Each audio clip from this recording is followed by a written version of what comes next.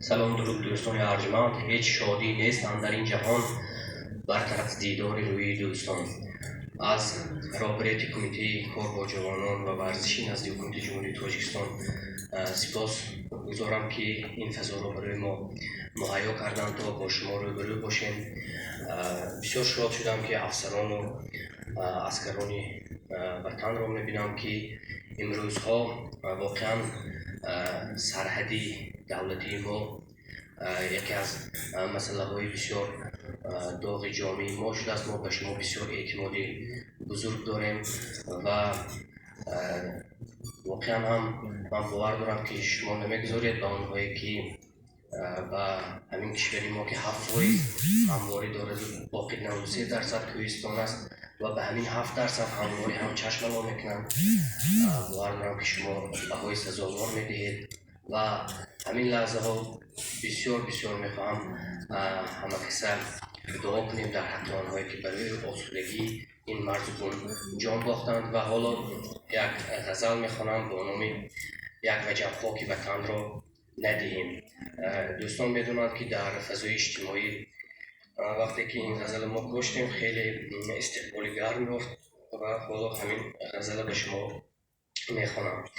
یک وجب خاک وطن را ندهیم، یک وجب خاک وطن را ندهیم، کوه و دریا و چمن را ندهیم. گرچه در کشور ما سنگ زیاد، سنگ را لعل یمن را ندهیم.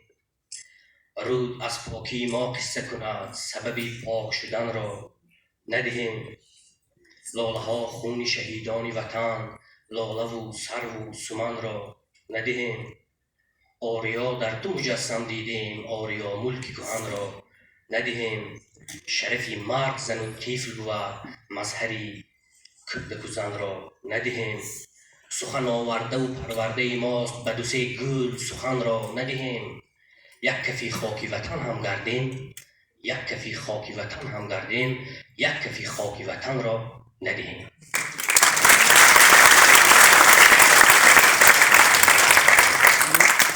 دوستان ارجمند، به خاطر آن که به خاطر 75 دره‌ای که استاد عینی به پشتش کرد، به خاطر آنه که هزارها فرزندان ما در زندان‌های سرد سیبیر جان باختند برای آنکه خودشان تاجیک گفتند، از رحیم هاشم و از تورقل ذهنی سرکرده تا اینقدر بزرگای ما بسیارشان زنده برگشتند. بسیاری ها در بیشهزاران سیبیر چوب بوده اونجا از گرسنگی فوت دیدند. به خاطر چی؟ به خاطر آنکه خودشان تاجیک گفتند.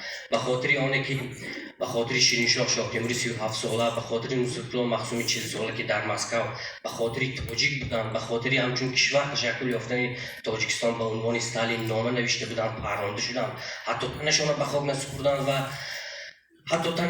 نسپردند و خاکسترشان در کرماتور در مردخانه سوزاندند، خاکسترشان به باد دادند. به خاطر اینقدر بزرگا، به خاطر تاجیکان باباجان غفورov که به نامش بعد از نوشتن این کتاب شاهپسرش به عنوانش اینقدر اتهام و تهمت نامه ها نوشته شد. به خاطر آنه که استاد ترسونزاده که به عرصه های بین الخلقی صلح جار میزد، به خاطر جان به کف گرفته تا به افغانستان تا به کشورهای ناامن رفتن سرور کشور، باید این خاک وطن را ندهیم. سوختن بگداختن آسان نبود، این وطن را ساختن آسان نبود. خاکش از اشک نیاگان خرم است، خاکش از اشک نیاگان خرم است، این وطن را ساختن آسان نبود.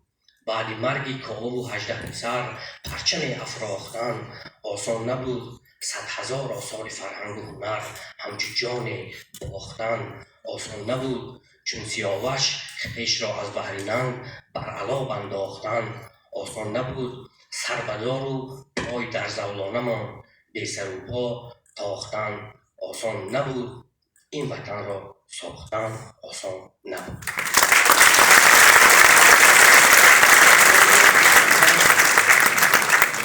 بزرگوار بهادر با خاطر سخن‌های بسیار صمیمی و قرائت تاج‌های شعری و دوستان عزیز، من می‌خواستم